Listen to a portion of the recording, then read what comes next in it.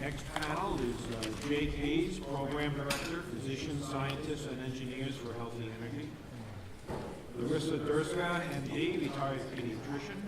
Donna Flayhan, Ph.D., Director, Lower Manhattan Public Health Projects. Mary Jane Uttech, Deputy Public Health Director, Cortland County Health Department. Ansje Miller, Eastern States Director, Center for Environmental Justice. Thank you. The only bounce. Hope I don't get myself in too much trouble with that comment, but I couldn't read it. Was that being careful? I don't know. Open New York and it's open for business. Oh, That's what they seem to be doing. my friend. I can't. I gotta leave. There's someone on the left. There's an old friend, but I can't. What's that? I've heard her speak. I'll start. Who wants to begin? I will. Just introduce yourselves so Good that afternoon, and thank you, members of Assembly, for convening this meeting. My name is Laryssa Dyrszka. I'm a retired pediatrician, and I would like to let you know at the outset that I have submitted my comments to the DEC under protest. The process by which these draft regulations have been prepared and released for public comment prior to completion of the SGIS, which is required to inform the subsequent development of regulations, and prior to completion of a credible health impact study, is unethical and possibly unlawful. Silence would have implied tacit agreement with these regulations or disinterest in the issue, and since I'm neither in agreement with the regulations nor disinterested in this most major environmental and public health issue of our time, I have sent in comments, and I've included several of them at the end of my written testimony. I realize that today's hearing is an invitation to comment on the regulations. However, because the State Administrative Procedures Act has driven us to this point, it's important to comment on that process. The intent of SAPA is clear, quote, to provide the people with simple, uniform administrative procedures.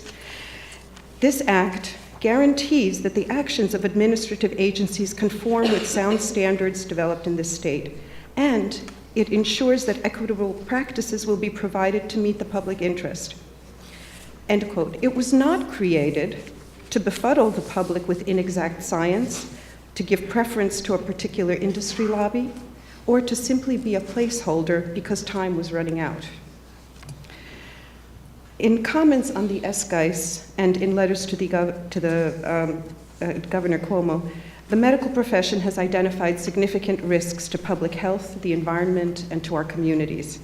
And we have made that peer-reviewed literature, the reports and testimonies that we've provided here and in Senate hearings publicly available on the website Concerned Health Professionals of New York, something that the DEC has failed to do. As a doctor, I found it difficult to comment on rules where health regulations are totally missing, where rules have been promulgated with an apparent lack of input from the New York State public health experts, and where the guidance document, the SGIS, is significantly deficient in addressing health impacts. I'd like to point out that despite recommendations by the EPA and New York medical community that the New York State co-lead the gas drilling EIS, because of potential health impacts, the New York State DOH was not given any regulatory powers concerning gas drilling. And you can find that in Table 8.1 in the 2011 SGIS on page 1005. And in addition, despite recommendations from the county health departments that because there will be health impacts, the state DOH should prepare, the DOH has not issued any separate health regulations, nor recommended any health studies. And when finally the DEC made a token attempt to look at health and called upon the Commissioner of Health to review some health analysis, which we don't know about, that's been mentioned how secretive it is, he and his panel were not given sufficient time. It's troubling that months ago the DEC concluded that they expect to be able to miraculously prevent adverse human health impacts through mitigation and regulation, as leaked in the press recently, and that's been mentioned also. Cavalierly, the DEC wrote that by implementing the proposed mitigation measures identified and required in this SGICE, the department expects that human chemical exposures during normal hydrofracking operations will be prevented or reduced below routine, below levels of significant health concern. So they don't expect health impacts from routine hydrofracking operations. To have written this statement as a foregone conclusion and to assume that nothing that is not routine will take place, and add to that the fact that the DEC did not include any of the peer-reviewed literature in the SGICE, and likely also not in formulating the regulations, is alarming indeed.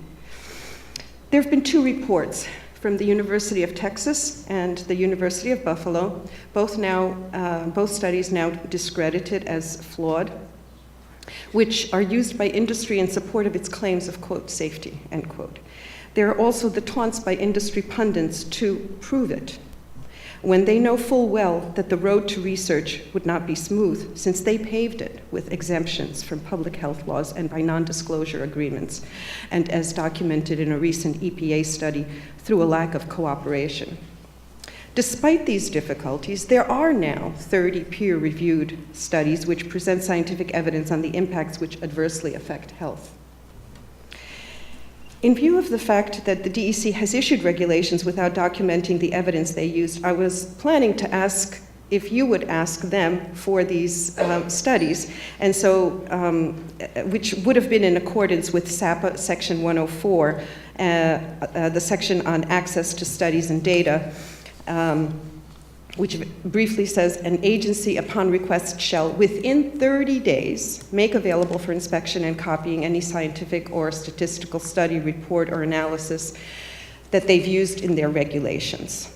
And I was pleased to read that 2 days ago you sent a letter calling on the administration to disclose and produce all of its studies on fracking and how they came up with these regulations.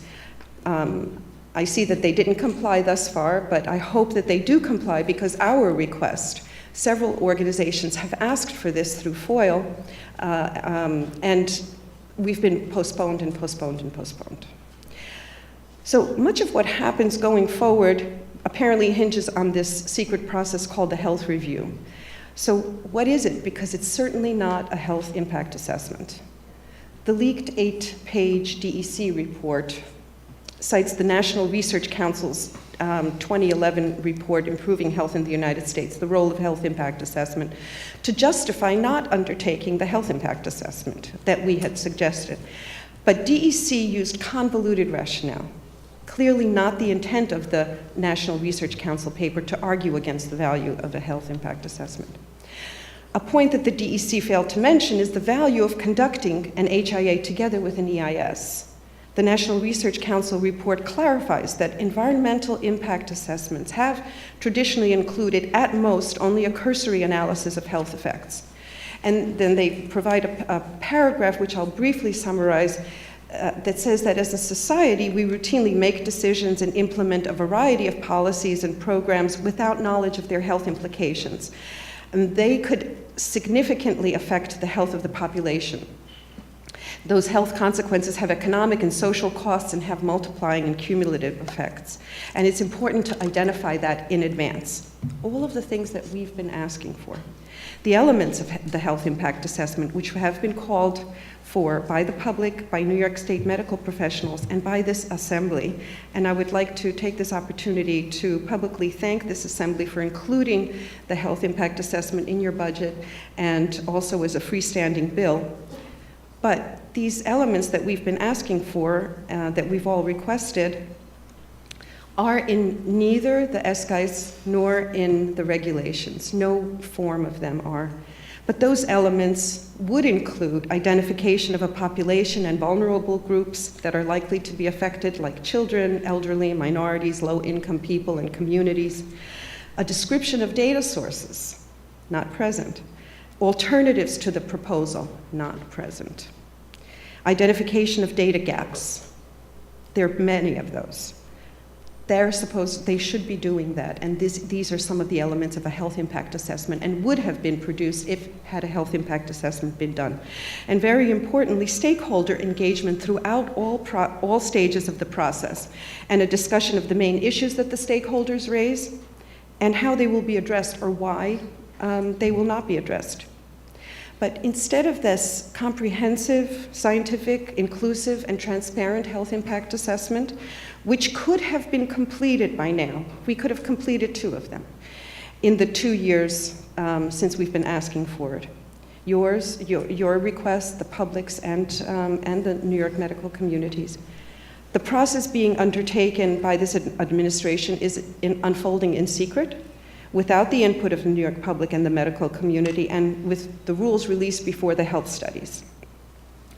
This leaves us to conclude that the rules, like the SGIs, have been informed by politics and not science. New York had a chance to get it right, and I'm seriously doubting that the way this is working right now, that it will. I trust that this assembly will put forth bills that will be protective, and a moratorium at this point would be one of the first things that I would recommend. Thank you so much.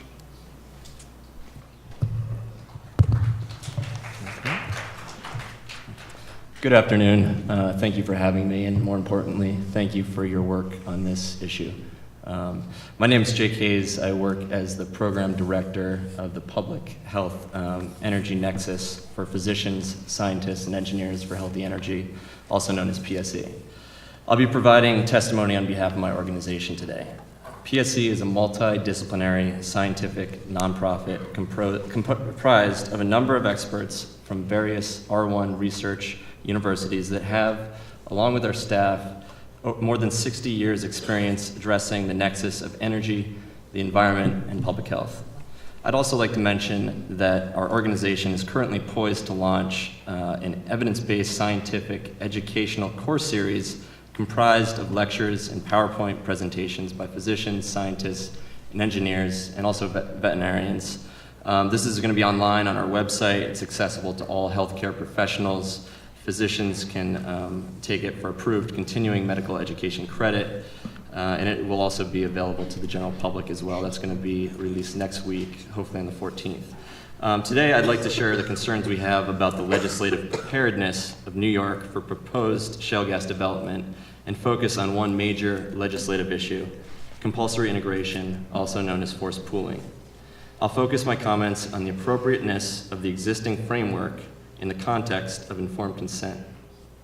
Compulsory integration is a somewhat complicated subject.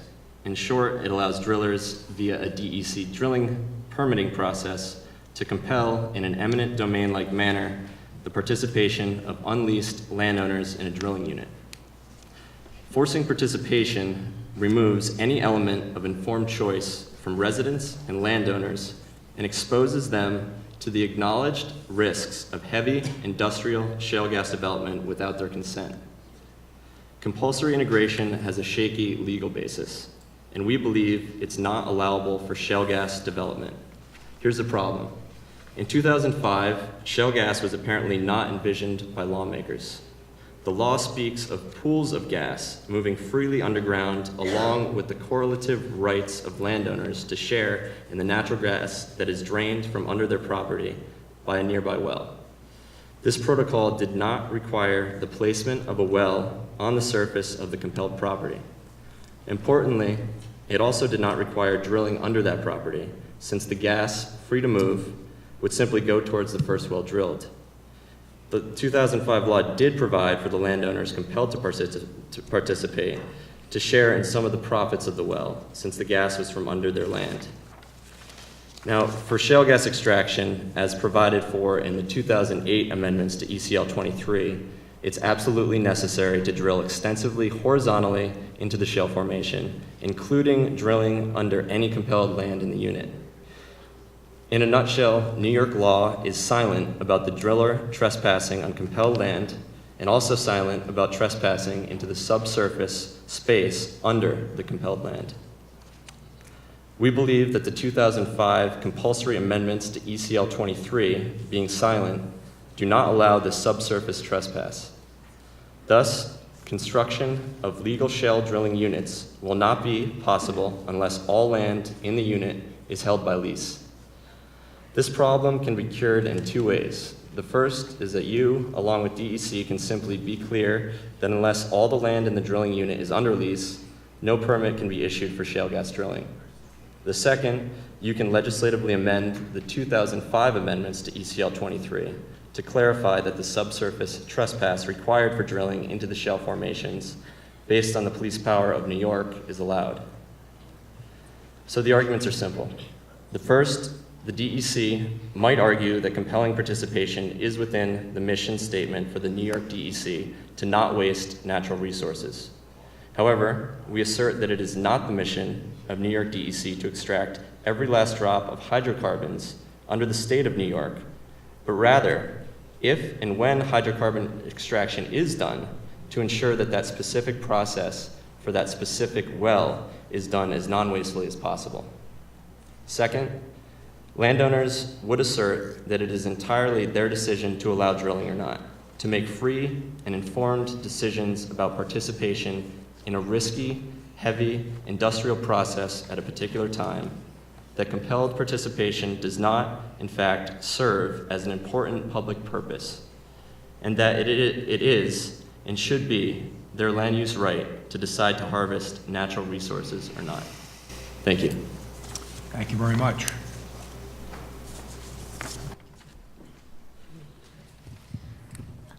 Hello, I'm Donna Flayhan. I'm a professor at the State University of New York at New Paltz, but I'm not speaking on behalf of the State University of New York at New Paltz. I'm speaking as an independent citizen and then also as the director of the Lower Manhattan Public Health Project, which I founded in 2004. So I speak before you today as an expert on toxic synergy and public health, toxic synergistic disease states, and I've had training in this area since 1990. So first, I want to thank you for holding these public hearings. We all, citizens of the state of New York, appreciate your work and your effort and your openness. I submit my statement to you today, and I will be emailing the full statement. As a public health researcher with 22 years of experience related to the roles of toxins and toxic synergistic exposure in acceleration of disease states. I went to the University of Iowa in 1990 to study media, and I got put, to my surprise, on a National Institute of Health grant research, a 10-year longitudinal study funded by the federal government, put in place at the University of Iowa by Professor Sam Becker, who just passed in October. And so I was working in an area that we now call public health. I was from the communication department. We had professors from sociology, from the medical school. And right early on, we learned the toxic synergy science was underrepresented, not well understood. And at its most basic core, we were looking at it as tobacco, because that's what the study was about, and asbestos. Smokers who were exposed to asbestos seem to be dying about 20 years earlier than those who were non-smokers exposed to asbestos. So just those two toxic exposures, the cigarette smoking plus one other, asbestos, led to mesothelioma about 20 years earlier in those who had the two inputs rather than the one. In the years since my time as a graduate student at the University of Iowa, I have become a mother of two children who are thriving here in the Hudson Valley of New York, and they're 10 and 13 years old. Sorry. And because I understand toxic synergy and the acceleration of disease states so well, the reason we moved to New York was I had wrapped up my work on Gulf War syndrome in Baltimore. I was a tenured professor at Goucher College at the time, working with people from Johns Hopkins and other institutions. We had wrapped up our work on Gulf War syndrome. In 2004, the Department of Defense ruled that Gulf War syndrome from the 1990-91 Gulf War was indeed an organic illness caused by toxic exposure in the Gulf. And I came to New York as one of those people who a lot of us refer to as second responders to 9/11, those who are helping the sick, rescue, recovery, and cleanup workers from 9/11 get the answers, benefits, and treatments that they deserve.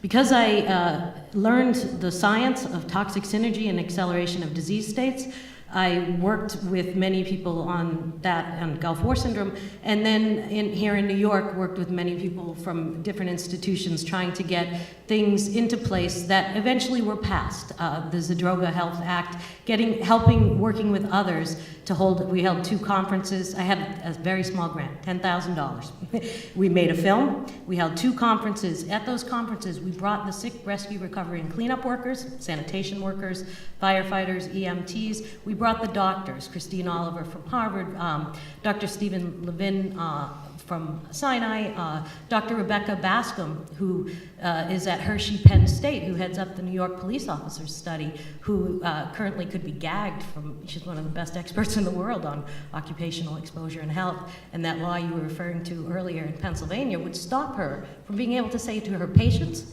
and to her peers that we think these chemicals are causing these illnesses, and if they avoid exposure, they can slow the acceleration of the disease state. They can live a better quality of life, and they can live longer. As I said, I've worked on tobacco use and prevention, carbon monoxide awareness, West Nile virus, Gulf War syndrome, and the toxic aftermath of 9/11. With the credentials that I have and the knowledge that I have, which is why I get teary when I think about hydraulic fracturing and its impact on public health, the impact is enormous. I came here today to look you all in the eyes and say, we hold the power to determine the future of New York public health and economic health, to go in a positive direction or an incredibly negative direction. In the DEC's proposed regulations regarding health impact, as you know, there are none.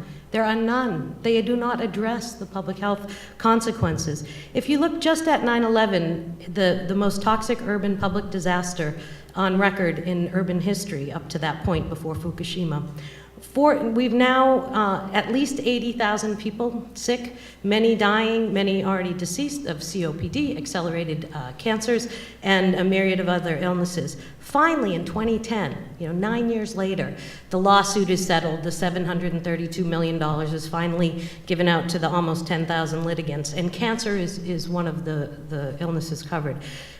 In 2011, finally, the Zadroga Health Act, the 9/11 Health and Compensation Act, is signed into law, $4.8 billion.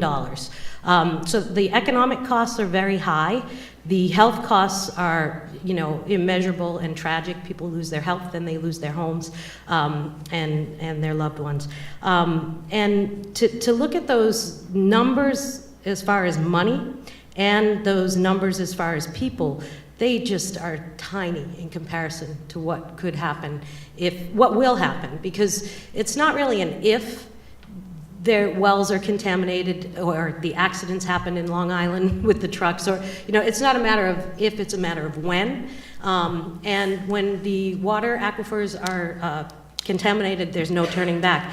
And I just wanted to state, as far as toxic synergy, I imagine Dr. Bishop earlier today listed the many toxins that are in the process. And so if you imagine those multiple toxic synergistic exposures to the people who live in the areas where the fracking is taking place, to anyone who lives in any of the areas where the drinking water becomes contaminated, and then also to any and all of us who live where the fluids used on the highways or the wastewater treatment plants are given this toxic substance, and then it's in our oceans. And if you look at even just a handful of those chemicals, the way they accelerate disease states is they decrease latency periods. So instead of cancer coming in 20 or 30 years, you see the cancers arrive in 3 to 5 years, which is exactly what we saw in the 9/11 rescue, recovery, and cleanup workers.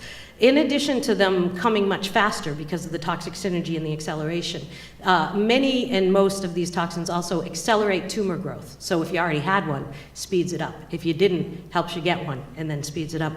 And these toxins are inhaled, ingested, and absorbed. And I just wanted to really stress that today, because I think that's an area that hasn't been addressed. Of course, we all realize if you drink toxic water, you're going to get sick. And if it's too much, you might die on the spot. You might die slowly over time. But actually, as human beings, we evolved with a way to deal with ingesting toxins. If we drink too much alcohol or eat poisonous berries, eat too much at once, or drink too much at once, you can die. But our bodies have ways to deal with ingested toxins. We throw up, we expose it the other way, and we also have a liver that can work to detoxify. Those that are inhaled and absorbed through our respiratory system in our skin, we didn't evolve as a species in any way to deal with these, and we have no defense. So our liver does nothing to detoxify what we inhale. Our digestive system does nothing to detoxify what we inhale or what we absorb. Our skin is our largest organ, and it is porous. And our respiratory system, when we inhale, our lungs, if you laid them out on a tennis court, they'd be the size of a tennis court. So you imagine our largest organ absorbing these chemicals at the sites of the spills, at the sites of the fracking, as that methane increases global climate change and accelerates, the disaster on a global scale. It also accelerates the disaster in the immediate vicinity of anyone who's inhaling those fumes. Also, they bring in the water buffaloes now and then gag the poor families and say, you got your 70,000 and your water buffalo, so you can't tell anyone how sick you all are, or that so-and-so's infertile, or so-and-so can't seem to carry a baby to term, because those people are gagged. They've agreed. They've had to kind of sell their right to speak for their water buffalo in their yard.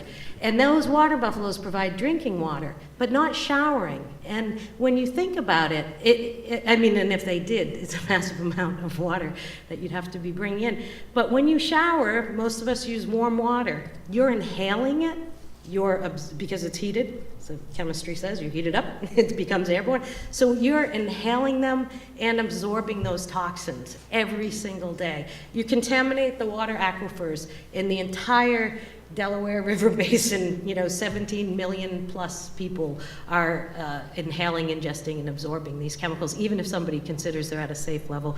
Also, there are no safe levels. The chronic low-level exposure of endocrine disruptors, low level is actually more extreme than acute. So over time, the chronic low-level exposure is actually more extreme. So I just come here today to say the toxic synergistic soup is one in fracking that had never been seen before. The health impacts where people aren't totally gagged, the peer-reviewed studies say this is not good. This looks, very scary. In the actual natural disasters where toxic synergistic exposures happen, we know people die. They die young, they die fast, and they die often penniless. And I just wanted to end to say, we're really lucky here in New York. We have an amazing natural environment. We have clean water supply, unfiltered, with these linked underground aquifers. If we contaminate this, it's contaminated forever. And so you'll have the public health effect immediate, not 30 years away, not 20 years away, but about 3 to 5 years out of any major contamination or spill, which will happen. And then the long-term implication is you have no water. We'll have to be buying our gas from the multinational corporations that are fracking it from under our feet, and we'll have to be buying our water as well. And so on the long-term note, I think there isn't an economist or a health expert that I've ever run into that doesn't say that in the future, the most scarce resource on this planet will be pure water. In just a decade, that will be the most scarce resource on the planet. So instead of contaminating our water supply forever and causing a health crisis that right now is preventable, we could preserve the health of New Yorkers, preserve the water for ourselves, our future, and instead of becoming short-term gas suppliers with no future path or way out, the Empire State, we could become the long-term water suppliers to ourselves, to our world, to our organic farms that are growing grass-fed meat up on those in the western part of the state, growing grass that we can have grass-fed cattle, and we can be the organic food suppliers of the world, the fresh, clean water suppliers of the world, or we can ruin it in one fell swoop. So thank you for your time and attention.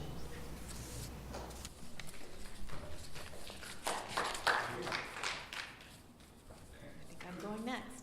Thank Thank you for the opportunity to comment on the proposed regulations for high-volume hydraulic fracturing in New York State. My name is Mary Jane Uttech. I am the Deputy Public Health Director of Cortland County Health Department, and I am here on behalf of the Health Department. I will start with a true story, and the records of the story are on file in our Health Department. Several decades ago, wells drilled under the regulatory authority of New York State regulations contaminated the private water supplies of approximately 20 households in southwest Cortland County with chlorides. These households were over 3,000 feet from the source of contamination. These private wells were replaced in 1971 by a public water system, which was paid for by the company that drilled the original wells.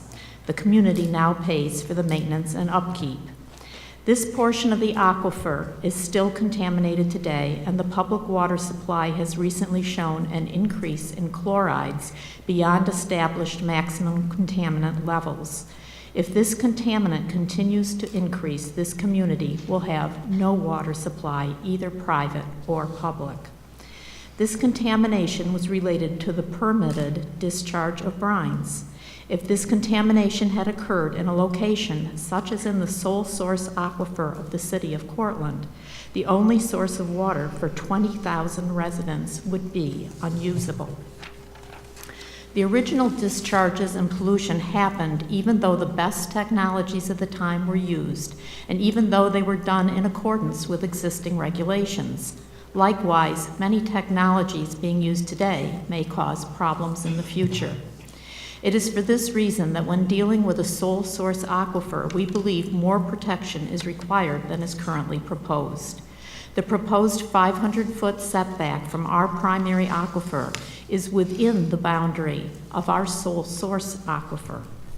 A primary aquifer is a state designation for a highly productive aquifer which is utilized as a source of water by a major municipal supply system. Cortland County's aquifer has that designation. A sole source aquifer is a federal designation recognized by New York State, used to protect drinking water supplies in areas with few or no alternative sources to groundwater. A sole source aquifer consists of a primary aquifer and the surrounding land that recharges that aquifer, as specified in Title 55 of New York State Conservation Law. Cortland County sole source aquifer, therefore, is a federally designated and New York State recognized irreplaceable water source upon which the community's existence is dependent. The Cortland Homer Preble sole source aquifer provides water to about 39,000 people. We ask for the following specific addition to proposed Regulation 750. That in Section 750.3.3, prohibited activities and discharges, drilling within 4,000 feet of the boundary of a sole source aquifer or within a sole source aquifer be prohibited. There is a defined precedent in this regard in the proposed regulation set forth under Section 750, namely the restrictions proposed for the New York City and City of Syracuse watershed boundaries. We are asking for the same protection for sole source aquifers.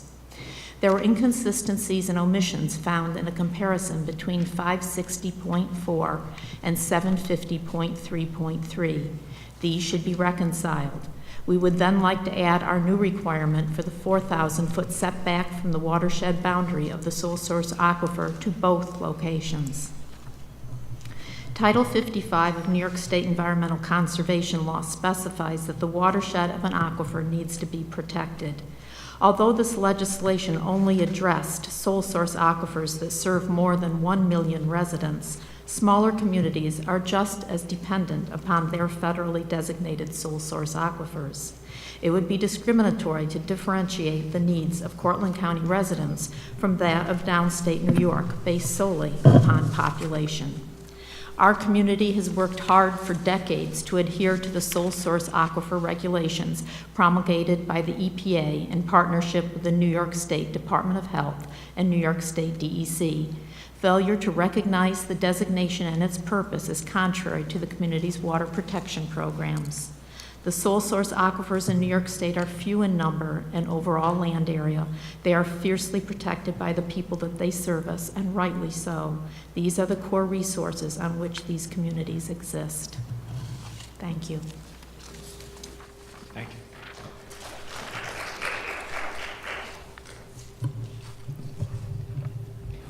Thank you. Hello. And thank you, Assembly members, for holding this hearing and considering the public's views on the DEC's recent proposed regulations on high-volume hydrofracking.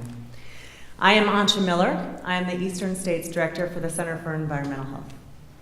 Since its founding in 1996, CEH has fought to eliminate harmful chemical exposures in millions of consumer products and in the environment by working directly with businesses, communities, consumers, workers, government, and the private sector to demand and support practices that are safe for public health and the environment. You may know of our work in protecting children from toxic hazards like lead and cadmium from toys, children's jewelry, and artificial turf. In fact, some of you have seen me here before with cute little toys that had some of these toxic chemicals in them. Ultimately, many of the chemicals of concern we have been working so hard to eliminate from consumer products have also been found in fracking fluids and have been discovered in the air and in the groundwater and even in household water wells near fracking sites. A report by Global Community Monitor of air monitoring in New Mexico and Colorado took 9 air samples between September 2010 and January of 2011. These samples were taken from areas near well pads, compressor stations, gas separation plants, dehydrators, and waste disposal sites.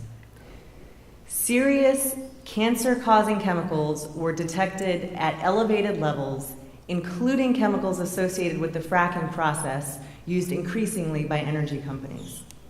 A total of 22 toxic chemicals were detected in the 9 air samples, including 4 known carcinogens, toxins known to damage nervous system, and respiratory irritants. The levels of chemicals detected were in many cases significantly higher, and in some cases 3,000 times higher. 3,000 times higher than is considered safe by state and federal agencies. Most significantly, they found benzene, acrylonitrile, methylene chloride, and a host of other chemicals that other people have talked about that were found in other studies, so I'm not going to go through those. Another study that was published in the Human and Ecological Risk Assessment Journal identified 632 chemicals used in natural gas fracking fluids. 353 of these chemicals are frequently illustrated in scientific literature, and more than 75% could affect skin, eyes, respiratory, and gastrointestinal systems. Roughly 40 to 50% could affect the brain and nervous, immune, and cardiovascular systems and the kidneys. 37% could affect the endocrine system, and 25% were carcinogens and mutagens. I've already mentioned the carcinogens and respiratory contaminants, but I also want to highlight a set of health impacts that are of particular concern to us. And those are those chemicals that are related, the health impacts that are related to endocrine disrupting chemicals. These chemicals mimic or interfere with the hormones that are naturally occurring in our body, like estrogen. These hormones control many systems throughout our body and therefore can cause a whole host of health problems, diseases, and disorders that manifest at different stages of life, from neonatal infancy all the way through adulthood. While the health impacts of endocrine disrupting chemicals are still being studied, some health concerns that have already been identified include cancer, infertility, developmental and learning disabilities, obesity, and hypertension. Moreover, a host of these studies over the past decade have found that these chemicals can be a concern to the health of humans and wildlife, even at very low doses, those that fall below most toxicological studies.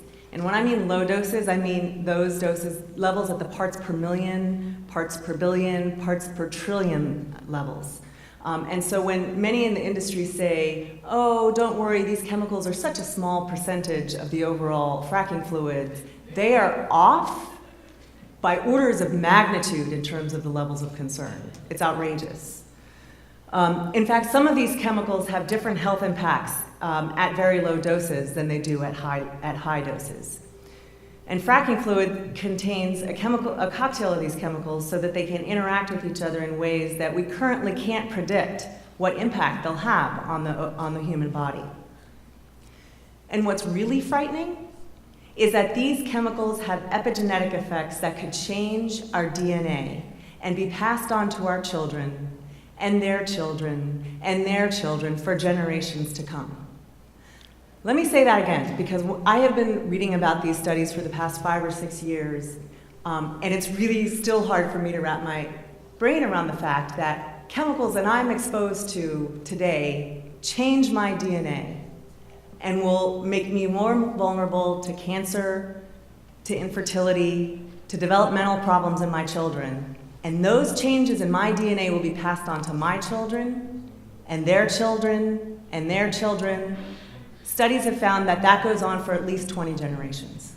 We're changing our entire population with these chemicals, and these chemicals are often found in fracking fluids. Many parents are already aware of these chemicals and are taking proactive steps to protect our families by avoiding these toxins when we shop for consumer products. So we look for children's toys without lead and phthalates. We look for nail polish and cosmetics that are free of the toxic trio of toluene, formaldehyde, and phthalates. But now we find ourselves in a situation where these same chemicals might actually end up in our air and water, and we have no possibility of avoiding them. The proposed regulations that we're talking about here today, in fact, will ensure that we may not even know that we have been exposed. In Section 560.3 of the proposed regulations, companies may hide the fact that they are poisoning us with these chemicals under a claim of trade secret. This is unacceptable. If a company is potentially poisoning our air and water, that shouldn't be a secret. And guess which chemicals the companies most want to keep secret? The bottom line, will these regulations protect public health from HVHF?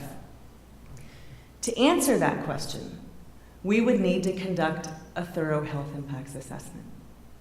As mentioned by many of the previous witnesses, the Health Department made excellent choices in their members of the External Review Committee, but they weren't given enough time to do a thorough health review. A comprehensive health impacts assessment has some specific criteria, many of which were described earlier. Dr. Dyrszka talked about many of them, so they're in my comments, which I will email, so I won't go through them. But that hasn't been done. So the question, will these regulations protect public health? Given that we don't have this health impact analysis, and that the regulations have known holes like the lack of full disclosure of potential toxic chemicals used, and other holes mentioned by other witnesses such as the treatment of disposal of wastewater, the hazards around radiation and radon, the answer is a clear no. These regulations will not protect public health. So the Center for Environmental Health applauds the recent joint statement issued by the Assembly members. New Yorkers should not be guinea pigs in this fracking experiment. These regulations should not go through without a thorough understanding of the health impacts. I don't have the power to make them not go through. I'm not an expert on what power you have, but you have a lot more power than I do. And I really implore you to do whatever power you have to make sure that these regulations don't go through as they are. Thank you. Thank you. But don't discount your own power when properly exercised. Dr. Flayhan, you raised a very good point that actually we briefly discussed at a previous hearing we did a while back, which is a question I asked on you know, even if we know what chemicals, let's say for the sake of argument, are in the fracking fluid, and we know what substances they are going to meet underground, do we have a very good knowledge about what happens when the two of them interact? And I think the answer at that time was everybody pretty much shrugged their shoulders and said, well, we don't think so. So I'm wondering whether you have any information on that, or any of you on the panel, or whether you think that the current regulations deal appropriately with that, because that just seems, I mean, this stuff is going to come back out of the ground. Maybe there are new substances that result from the interactions. Now it's going to get carted away somewhere to be treated or not. And it just seems to me to be, is this something we should know more about? Yeah, absolutely. It's something we should know a lot more about, and also in your presentation talking about, you know, the ones that we do know about, even alone in the animal studies, show horrible health effects.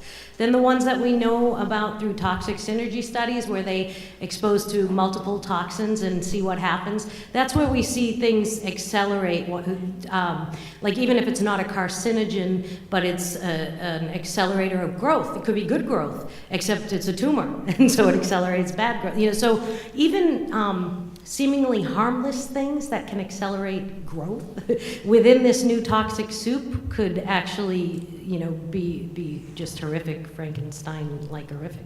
But to answer your question more directly, the synergy studies that we do know say the whole game changes.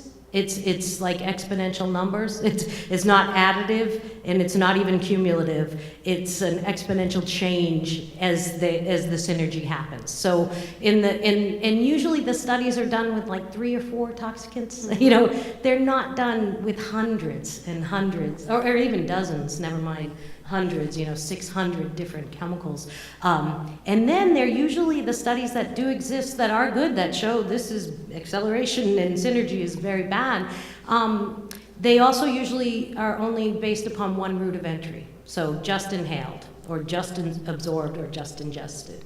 So what we're looking at absolutely needs to be studied more. You know, with the 9/11 toxic dust, they did actually study it in the mice. They actually had the actual dust to study, and that's where you can go, wow, the acceleration of cancers, and particularly blood cancers and others. But that's going to be 3 to 5 years out in the human population from what we saw in the mice. We don't have that ability, nor would we want to, in the fracking situation. But we can extrapolate from the cumulative synergistic exposure studies and public health disasters that have happened to know that this will be at least that, but most likely much, much worse. And I just wanted to add to that stress. And stress is constant throughout the populations, throughout the communities where the gas drilling is occurring. That predisposes people to this additive, cumulative, synergistic, toxic effect. And that's been documented. Ms. Lifton. Either of the docs or researchers, any of the researchers, looked at the issue of I think there's been a study in Colorado, a health study with breast cancer, perhaps, an elevation of breast cancer rates. Is that, does my memory serve me well on that? Texas, okay. And can you tell me about that? It's been a little while since I've looked at that, but apparently the rate of new cancers, if I remember that correctly, because the terminology has to be very specific how you're, how you're reporting this. I believe it was the rate of new cancers was increased in the 5 counties, I believe, where gas drilling was more highly developed than in the other counties in Texas. Is that one of the few health studies we really have on this issue, state by state? You know, it's hard to do studies that take many years. So that sort of a study would take a very, very long time, and you need a lot of information, you need a lot of data. That's perhaps starting in some areas, but the results of those sorts of studies will take years to come back. I think more relevant are studies that show rates of birth defects, perhaps. Those are the kinds of things that we can look at. There are registries for that. And It happens much more quickly. yes, and also animal studies. Unfortunately, those are sentinels for disease. Their reproductive rate is much more rapid, and of course we know the study by Bamberger and Oswald, where they report quite a few studies where there are actually controlled experiments, inadvertent controlled experiments, where one herd was kept in one field, another in another pasture, and one was exposed to fracking fluid, and they had a much higher rate of congenital deformities, stillbirths, and and premature deaths. And theoretically, would Pennsylvania, for instance, have data on birth defects? Would that data be there to study if we wanted to study it? Yes, and actually there is a Ph.D. candidate, Elaine Hill, who has done some preliminary work on that. So we're expecting some more, some additional results, I think, from her soon. Thank you. And Thank you. she did look at Pennsylvania. Okay, thank you. There are also ways of, aside from using these studies that other folks were talking about, is looking at the actual chemicals that are in the fracking fluid and doing cellular level studies on that. So, one study, for example, that we do in testing for estrogenic effects is grinding up things and looking for how that makes prostate cancer, for example, prostate cancer cells grow or not grow, and then what kind of effects. So you can extrapolate from laboratory studies. Correct. On what would happen to people. Right. Much better way to do this. Yeah, I mean, you can also do localized air monitoring and water monitoring as well, and there's very few of that's currently happening. I'm sorry. And I apologize, I don't have your name in front of me. Donna Flayhan, that's fine. Donna, yeah. Have you looked at the issue of the air study stuff in the rule? There's been criticism about the lack of a real a model on air pollution and air study. Have you looked at closely at that? I haven't looked at specific critiques related to hydraulic fracturing in the studies, but air monitoring is a really tough thing to study. There's microenvironments, even like within this room, the air quality in the corner is going to be a lot worse than over here, and so it's really difficult.